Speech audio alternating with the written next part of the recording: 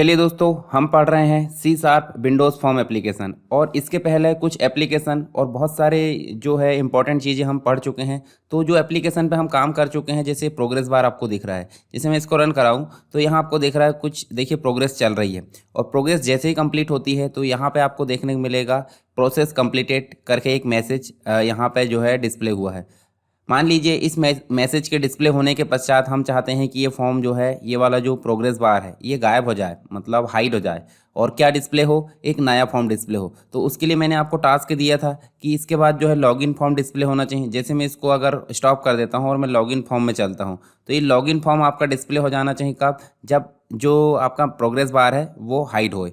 तो देखिए इस प्रकार से लॉगिन फॉर्म भी मैंने बता चुका हूँ। जैसे हम लॉगिन फॉर्म को खाली छोड़ते हैं तो यहाँ देखिए आपको एक प्रकार से वार्निंग मैसेज आ रहा है कि प्लीज़ फिल यूज़र नेम। यदि हम इसको फिल कर देते हैं, मान लीजिए इसको फिल करें, उसके बाद नेक्स्ट में अगर नेक्स्ट को खाली छोड़ रहा है, देखिए यहाँ पे भी आपको एक वार्निंग का निशान आ रहा है। मान लीजिए इसको भी हमने फिल कर दी तो शो करने के बाद देखिए शो हो जा रहा था ये, ठीक है। खाली छोड़ रहा है तो मैसेज डिस्प्ले हो रहा था। ये सारे काम हम कर चुके हैं किसमें, लॉगिन फॉर्म में। यदि मान लीजिए आप पहले से रजिस्टर्ड हो तो आप लॉगिन कर सकते हैं, इस प्रकार से लॉगिन सक्सेस का मैसेज आ जाएगा। मान लीजिए पहले से आप रजिस्टर्ड नहीं हो तो आपको करना क्या पड़ेगा, यहाँ देखिए not registered yet, click here. इसके लिए मैंने अभी कोडिंग नहीं बताया, इसके लिए सिर्फ हम क्लिक करके देख लेते हैं। देखिए हम नया फॉर्म यहाँ पर खोल सकते हैं, जैसे यूज़र आईडी है, नेम है, क्लास है। उसके अलावा देखिए आप user name, password, confirm password, इस प्रकार आप जो है इस फॉर्म बना सकते हो, ठीक है। हालांकि मैं इसकी कोडिंग अभी बताऊंगा, इस फॉर्म पे अभी काम नहीं किए हैं, सिर्फ हमने काम किए हैं लॉगिन फॉर्म पे।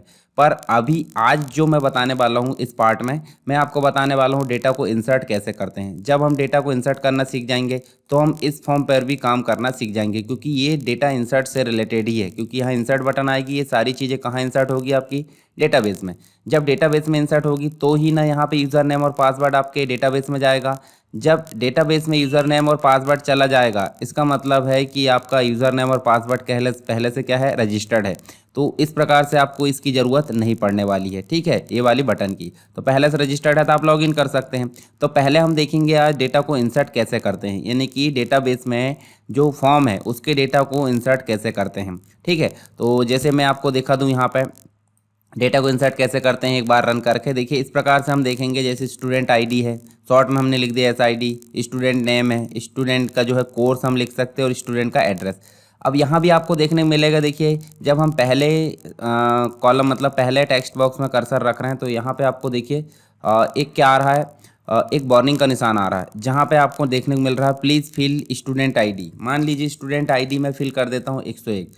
फिर यूज़र देखिए स्टूडेंट नेम आ गया। स्टूडेंट नेम में भी हम कर्सर आगे ले जा नहीं सकते क्योंकि वहाँ पे वार्निंग है। इसके लिए हमने एरर प्रोवाइडर यहाँ पे कंट्रोल का यूज़ किया है। ये चीज़ मैं बता चुका हूँ आपको, और हम बाद में देखेंगे विस्तार से। मान लीजिए यहाँ पे हमने जो है इस प्रकार से नाम एंटर कर दिए, ठीक है, पहला कैरेक्टर हमने बड़ा कर दिए। उसके बाद हम नेक्स्ट में गए, नेक्स्ट में फिर से कर्सर आगे ले जाना, देखिए फिर से वार्निंग। इसका मतलब है कि हाँ हम सेलेक्ट कर सकते हैं। कॉम्बो बॉक्स में ऑलरेडी हम काम कर चुके हैं। अब एड्रेस में भी हम कर्सर ले जा रहे थे, यहाँ पे भी वार्निंग। इसका मतलब है कि चारों में आप जो है खाली नहीं छोड़ सकते जो फील्ड है उनको। मान लीजिए यहाँ पे हमने कोई भी सिटी का नाम एड्रेस डाल दिए, और करते हैं क्या, इंसर्ट। तो इंसर्ट करें तो देखिए यहाँ पे बोल रहा है 101 नंबर की जो आईडी है वो पहले से अवेलेबल है। तो इसका मतलब है कि जो अवेलेबल है उसके लिए यहाँ पे एरर मैसेज आएगी, या एक मैसेज आएगा कि पहले से अवेलेबल है। तो हम यहाँ पे कर देते हैं 6, क्योंकि 5 तक तो हमने ऑलरेडी पहले करके देख चुके हैं, ठीक है। और इंसर्ट करते हैं तो देखिए रिकॉर्ड सेव्ड करके एक मैसेज आ रहा है। अब रिकॉर्ड सेव हो जाए तो नए रिकॉर्ड तो एंटर करना पड़ेगा ना। तो नए रिकॉर्ड एंटर करने के लिए आपको यहाँ पे करना पड़ेगा इसको क्लियर। तो क्लियर करने के लिए मैंने एक न्यू बटन यहाँ पे बना चुका हूँ, ये देखिए, ठीक है। तो ये सारा काम हो रहा है किस में, ये इंसर्ट डेटा वाले जो फॉर्म है उसमें। ये सभी जो डेटा है वो कहाँ सेव हो रहा है, आपका एमएस एक्सेस में। हम एसक्यूएल में डेटा सेव करना भी देखेंगे, ठीक है, जब हमारा एक्सेस का काम एंड हो जाएगा। तो चलिए इसी फॉर्म पर हम काम करते हैं विस्तार से आज, ठीक। तो सबसे पहले हम क्या करते हैं, एक नया जो प्रोजेक्ट है उसको बना लेते हैं। देखिए यहाँ से विजुअल स्टूडियो 2012 करके हम क्या कर लेते हैं, इसको ओपन कर लेते हैं, ठीक। और यहाँ न्यू प्रोजेक्ट करके हम इसको बना लेते हैं, और यहाँ दे विंडोज़ फॉर्म एप्लीकेशन। चाहे तो आप यहाँ नाम दे सकते हैं कि आपका जो है इंसर्ट डाटा वाला, ये इंसर्ट डेटाबेस करके कुछ आप नाम दे दीजिए एप्लीकेशन का, और ओके कर दीजिए। इसके बाद आपके पास देखिए एक प्रकार से फॉर्म आएगा। फॉर्म में फटाफट आप जो है बेसिक फॉर्मेटिंग कर सकते हैं कि देखिए यहाँ स्टार्ट पोजीशन इसकी कर दीजिए सेंटर, ठीक है। इसका बैकग्राउंड कलर आप चेंज कर दीजिए। बैक कलर में जाकर देखिए मैंने सारी चीज़ें आपको बता चुका हूँ। बैकग्राउंड कलर जाकर आप जो है नॉर्मल सा कोई भी एक कलर ले सकते हैं। जैसे मैंने इस कलर को यहाँ पे ले लिया, ठीक है। उसके बाद मैं यहाँ पे क्या लूँगा, एक ग्रुप बॉक्स ले लेता हूँ, टूल बॉक्स है। ग्रुप बॉक्स लेना इसलिए ज़रूरी है क्योंकि कंटेनर टाइप हम उपयोग कर सकते हैं, मतलब जब भी कंट्रोल हम उपयोग करें तो सारे जो है एक जगह कंटेंट हो, तो उसके लिए हम यहाँ ले लेते हैं ग्रुप बॉक्स। और ग्रुप बॉक्स के अंतर्गत हम जो है कोडिंग, मतलब इसकी भी क्या कर देते हैं, फॉर्मेटिंग। इसको आप जो है सिंपली इस प्रकार से, और इसकी फॉर्मेटिंग कैसे करेंगे, यहाँ जाओ, ग्रुप बॉक्स का नाम सबसे पहले कर देते हैं हम क्या, स्टूडेंट इन्फो। स्टूडेंट इन्फो करके इस प्रकार कर देते। और इसकी फॉर्मेटिंग के लिए हम जो है कहाँ जाते हैं, फ़ॉन्ट में। ये सारी चीज़ें हम बार बार देखते चले आ रहे हैं, इनमें हम टाइम वेस्ट नहीं करते, फटाफट कर लेते। अब आपको यहाँ लेना है कुछ लेबल्स।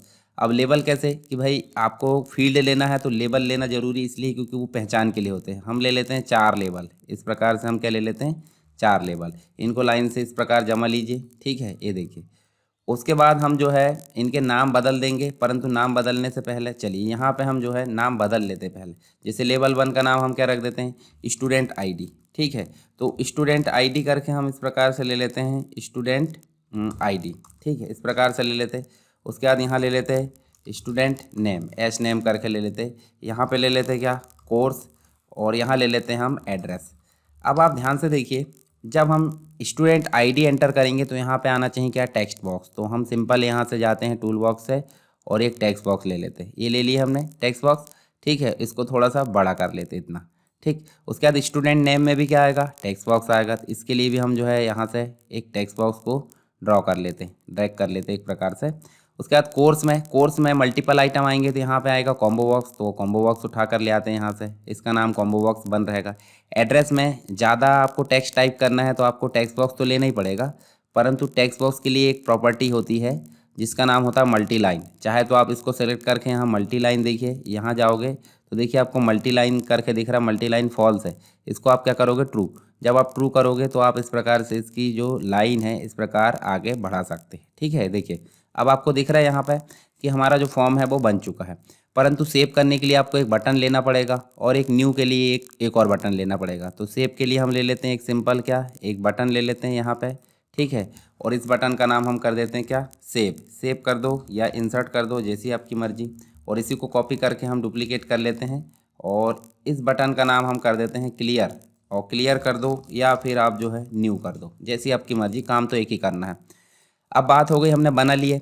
अब देखिए student ID, student name, course और एड्रेस, इसका एक डेटाबेस बनाना पड़ेगा हमको। कहाँ पे, डेटाबेस में, ठीक है।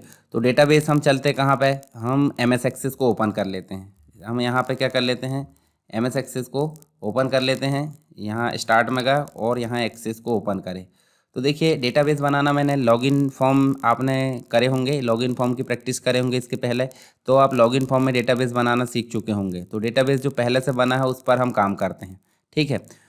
तो यहाँ देखिए डेटाबेस हमारा पहले से बना जिसका नाम है प्रैक्टिस डेटाबेस, और यहाँ हम क्रिएट में जाएंगे और टेबल डिज़ाइन में जाकर हम क्या करेंगे, यहाँ पे फील्ड नेम देंगे, ठीक है।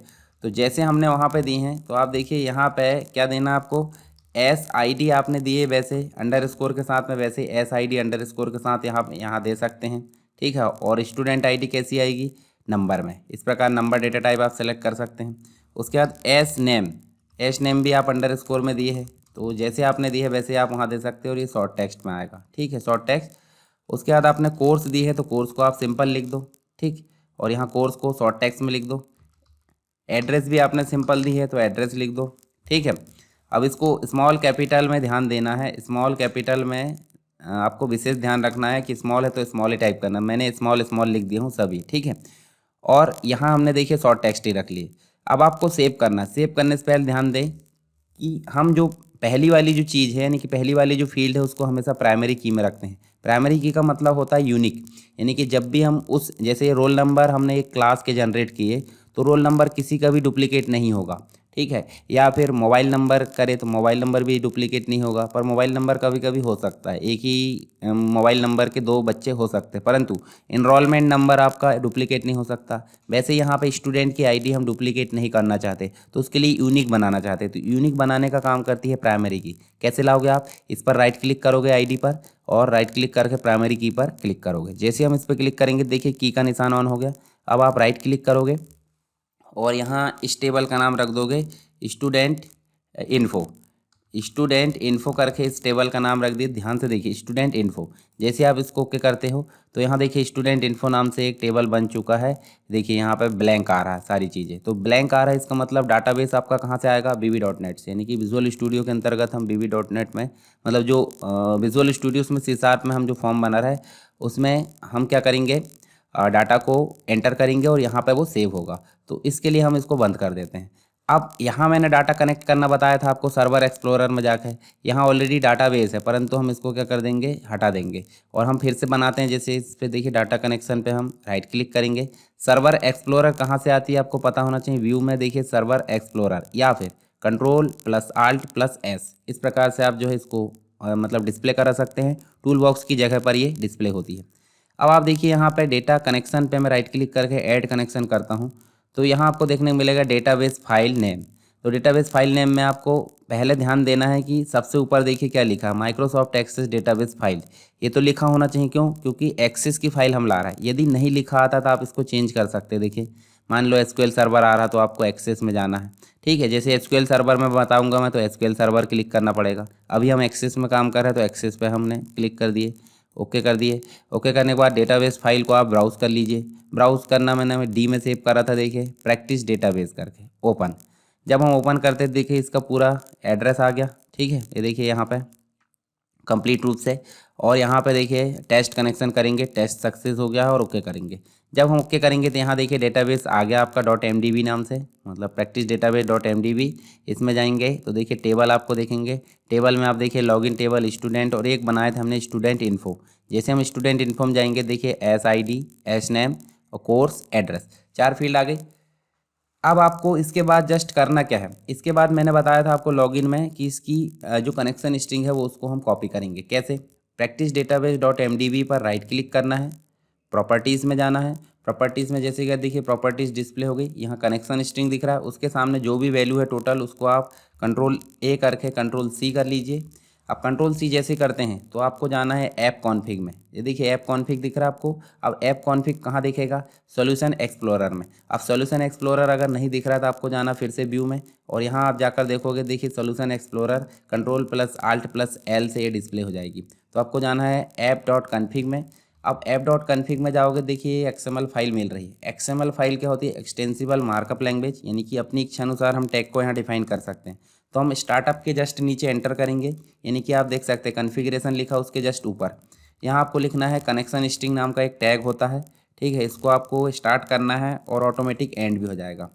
अब अंदर लिखना है ऐड, और उसके बाद लिखना है नेम।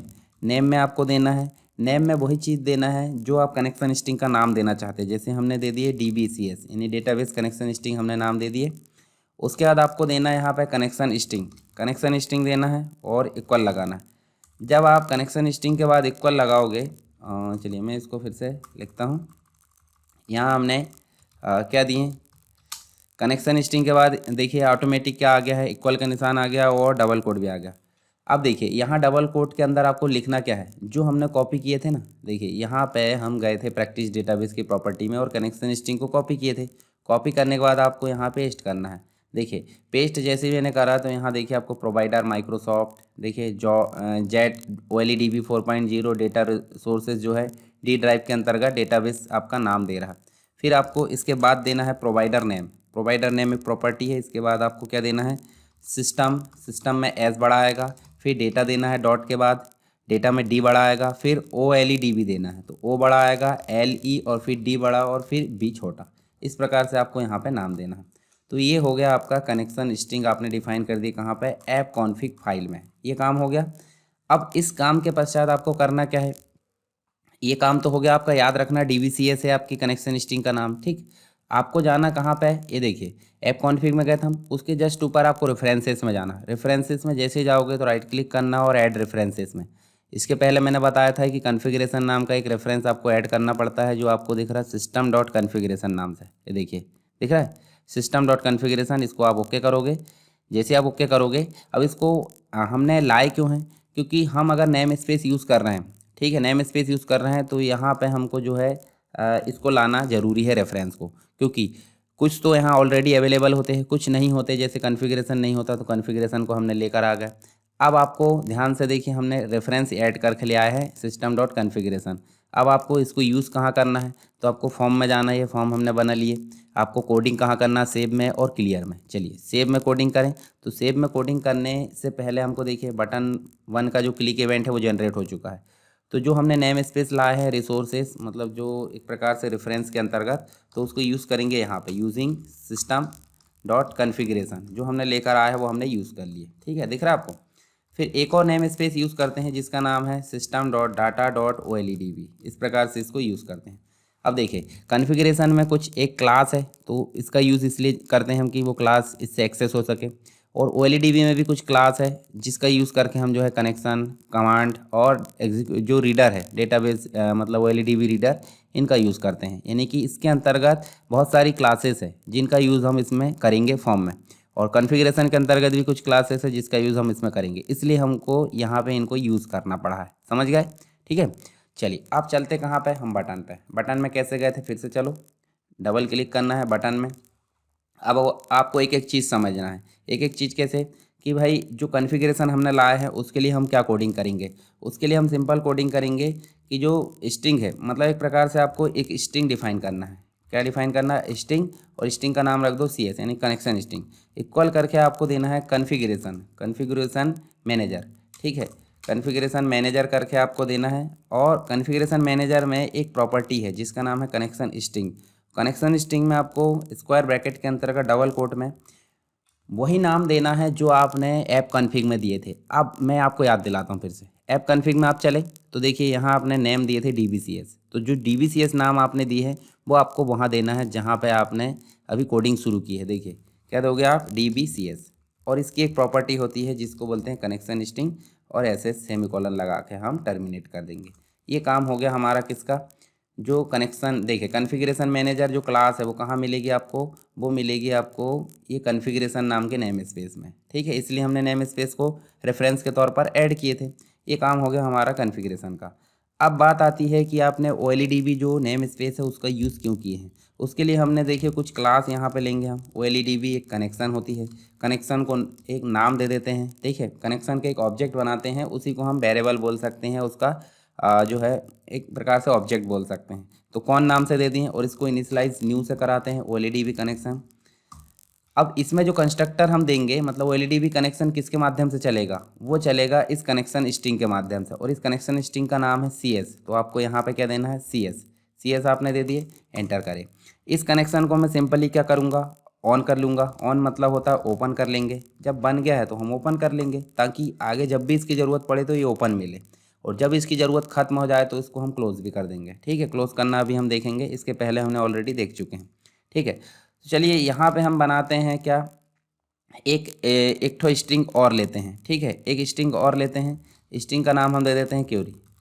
क्या दे देते हैं, क्यूरी। और क्यूरी में हम पास करते हैं कि हम डाटा को इंसर्ट कैसे करते हैं। तो इंसर्ट करने के लिए हम एक कमांड चलाते हैं, इंसर्ट इनटू, ठीक है। और अब देते हैं डेटाबेस टेबल का नाम। तो डेटाबेस टेबल का नाम क्या है, स्टूडेंट इन्फो।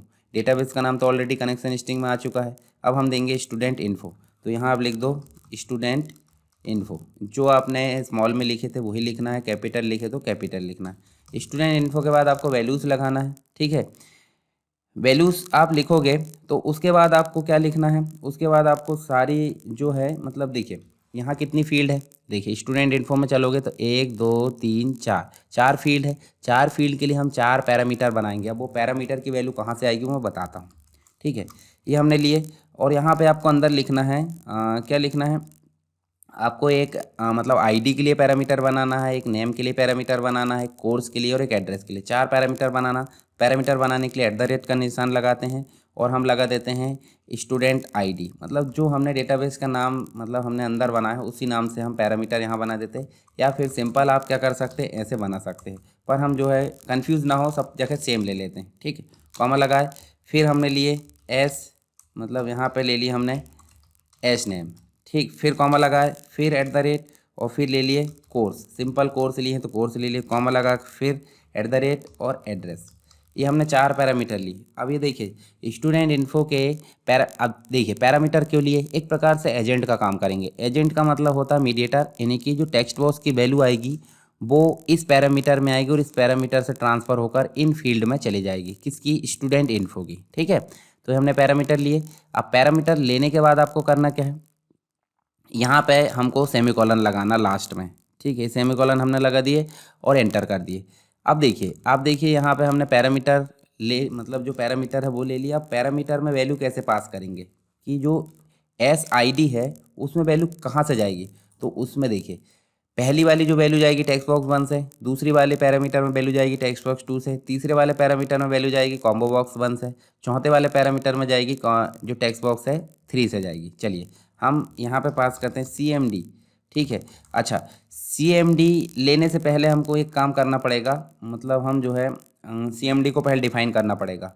तो CMD मतलब OLEDB कमांड। OLEDB कमांड एक क्या है, आपकी क्लास है जिसको हमने CMD नाम से एक ऑब्जेक्ट के तौर पर इसको बना ली। यहाँ पे न्यू करके OLEDB कमांड को हमने क्या कर लिए, यहाँ पे मतलब जो इनिशलाइज कर दी। और ये किससे रन होगा, तो देखिए यहाँ दो चीज़ होती है, एक तो क्यूरी इसमें चलेगी और दूसरा इसमें CON चलेगा।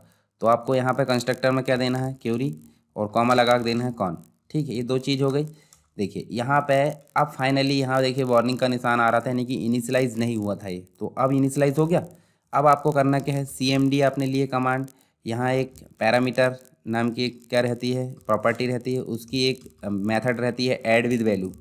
ऐड विद वैल्यू के अंतर्गत आपको करना क्या है, जो पैरामीटर लिया आपने पहला पैरामीटर का नाम है स्टूडेंट ID यानी कि SID, और इसमें वैल्यू कहाँ से जाएगी, कॉमा लगा देना है टेक्स्ट बॉक्स 1 का जो टेक्स्ट है वो चला जाए कहाँ, इस पैरामीटर में। देखिए इस पैरामीटर में जैसे जाएगा तो यहाँ पे आ जाएगा और यहाँ से स्टूडेंट इन्फो में जाएगा। स्टूडेंट इन्फो में पहली जो फील्ड है उसमें जाकर फीड हो जाएगा। ठीक है, ऐसे हम कैसे लेंगे, चारों ले लेंगे। तो हम यहाँ पे कॉमा लगा के दे सकते हैं टाइम वेस्ट किए बगैर। ठीक है, मतलब यहाँ देखिए ऐड विद वैल्यू, और यहाँ क्या कर देंगे हम, जो दूसरा वाला जो वैल्यू है वो दूसरी वैल्यू कहाँ से जाएगी, वो जाएगी इस नेम वाले पैरामीटर में और टेक्स्ट बॉक्स 2 से जाना चाहिए। ठीक है, और तीसरे में जो वैल्यू है, तीसरी वैल्यू आपको पता है, तीसरा हमने लिए कोर्स नाम से, ये देखिए कोर्स नाम से लिए, और ये है जो है कॉम्बो बॉक्स 1 से लिए, कॉम्बो बॉक्स 1 डॉट टेक्स्ट। चौथी वैल्यू की अगर बात करें तो चौथी वैल्यू जो है यहाँ पे हमने ली है एड्रेस, और ये जो ली हैं टेक्स्ट बॉक्स 3। ठीक है, यहाँ टेक्स्ट बॉक्स 3 से हमने जो है वैल्यू ले लिए। अब देखिए आपकी सारी चीज़ें हो गई, यानी कि सभी पैरामीटर को वैल्यू हमने सभी कंट्रोल से प्रोवाइड कर दिए। अब वो जो है वैल्यू प्रोवाइड कर दिए तो क्या होगा, एक लाइन को जो है मतलब यहाँ पे क्या करते हैं, एक लाइन ट्रांसफ़र करते हैं, और अब इसको रन कराने के लिए एग्जीक्यूट नन क्वेरी नाम से एक मेथड का उपयोग करते हैं। ये देखिए ये जो है एग्जीक्यूट नन क्वेरी 3 चीज़ों में उपयोग की जाती है। 3 चीज़ कौन कौन सी, एक तो आप जब रिकॉर्ड एंटर कर रहे हो, चलिए यहाँ कमेंट बॉक्स में मतलब जो है हम यहाँ लिख देते क्या कमेंट में कि इसके लिए यूज़, मतलब यहाँ पे जो है इंसर्ट के लिए यूज़ होगी। ठीक है, इंसर्ट डाटा कॉमा करके अपडेट डाटा, ठीक है, और कॉमा करके डिलीट डाटा। मतलब जब हम इंसर्ट कर रहे हैं डाटा को, जब हम अपडेट कर रहे हैं, जब हम डिलीट कर रहे हैं, तो तीनों चीज़ों के लिए यहाँ पे CMD के साथ एग्जीक्यूट नन क्वेरी उपयोग होता है। और जब हम सेलेक्ट करवा रहे हैं, यानी कि जब डेटाबेस से डेटा को निकाला जा रहा है, तो यहाँ पे एग्जीक्यूट रीडर उपयोग होता है। उसका उपयोग भी हमने पहले लॉगिन में कर ली है, अभी एक बार और करके बताऊँगा मैं। ठीक है, तो देखिए जब भी ये लाइन को हम रन करेंगे तो इनका सबका जो डाटा है यहाँ पे एक लाइन के रूप में, मतलब अगर डाटा देखिए प्रोग्रामिंग काम करती है 0 1 में, यानी कि जब भी डाटा इसमें जा रहा है इसका मतलब 1 एक लाइन जा रही, और डाटा नहीं जा रहा है इसका मतलब 0। तो जब लाइन जाएगी इसका मतलब क्या है, लाइन जाएगी इसका मतलब इसमें क्या आएगा, एक लाइन आएगी। तो क्या होना चाहिए, हम लगा देते हैं यहाँ पे इफ़। तो इफ़ लगाने के, चलिए यहाँ पे हम ले लेते हैं इंट करके, तो इंट करके हम ले लेते हैं ए करके ले लेते हैं, इंट ए करके ले लेते हैं। और इंट ए में क्या जाना चाहिए, देखिए इंट जब हम CMD dot execute non query करेंगे तो ए में क्या चला जाएगा, एक लाइन। तो हम लिख देते हैं इफ़ ए, मतलब ए जो है हम ब्रैकेट में लिख देते हैं ए डॉट हैज़ रो। ठीक है, यहाँ पे चलिए इसको हम अभी नॉर्मली ये जो है नॉर्मल रन करके देखते हैं। चलिए यहाँ नॉर्मल हम रन करके देखते हैं। पहले क्या कर लेते हैं, हम इसको रन करते हैं, पर रन करने से पहले ध्यान दें जब हमने कनेक्शन ओपन किए हैं तो कनेक्शन को हमको करना क्या है, कनेक्शन को हमको क्लोज़ करना पड़ेगा। क्लोज़ कर दिए। अब हम इसको रन करते हैं, ये देखिए नॉर्मली हमने क्या कर दिया, रन।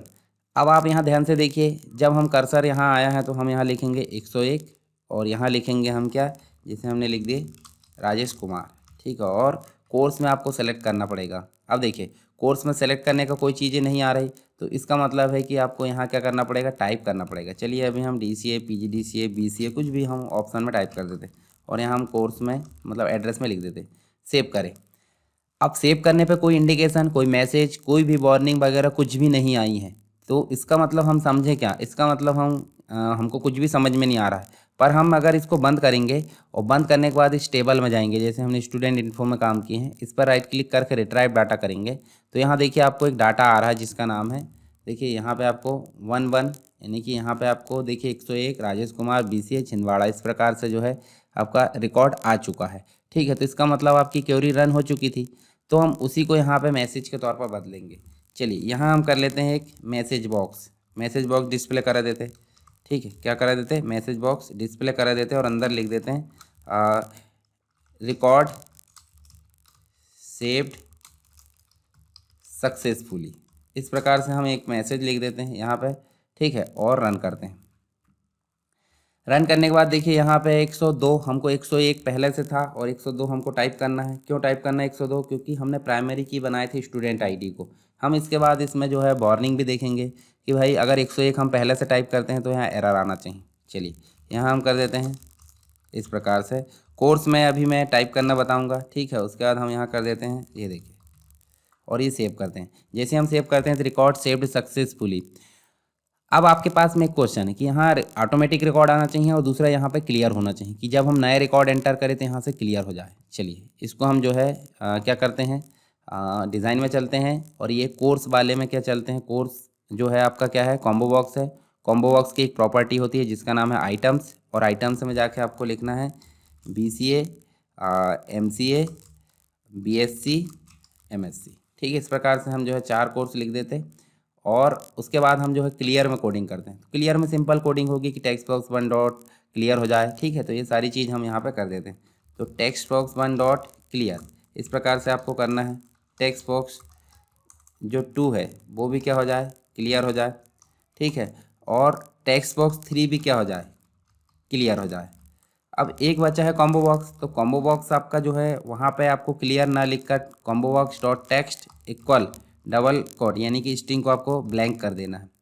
एक और चीज़, जब आप क्लियर करें तो टेक्स्ट बॉक्स 1 में आपका फोकस चला जाए। तो ये चीज़ भी पहले बता चुके हैं, पर एक बार हम यहाँ पे लिख लेते हैं फोकस। ठीक है, अब इसको हम जो है क्या करते हैं, रन।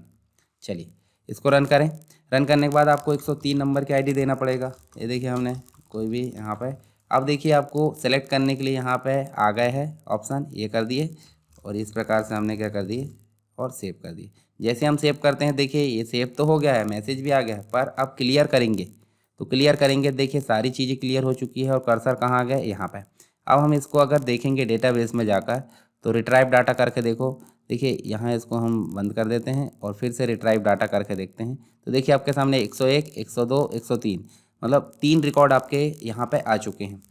तो यहाँ हमने अभी देखे क्या क्या है, अभी हमने देखिए मैंने आपको सिंपल बताया हूँ डेटाबेस में जो फॉर्म है वो कैसे बनाएं, डिज़ाइन कैसे करें, फॉर्मेटिंग कैसे करें। दूसरी चीज़ डेटाबेस बनाना मैंने बता चुका हूँ, डेटाबेस को यहाँ लाते कैसे हैं। उसके बाद उसकी कनेक्शन स्ट्रिंग मैंने प्रॉपर्टी के माध्यम से बता दिया आपको। ऐप कॉन्फ़िग में जाके उसकी सेटिंग बता दिया कि ऐप कॉन्फ़िग में उसकी सेटिंग कैसे करते हैं। फिर मैंने आपको रिसोर्स लाना बताया, मतलब जो रेफरेंस है उसके अंतर्गत कॉन्फ़िगरेशन लाना बताया।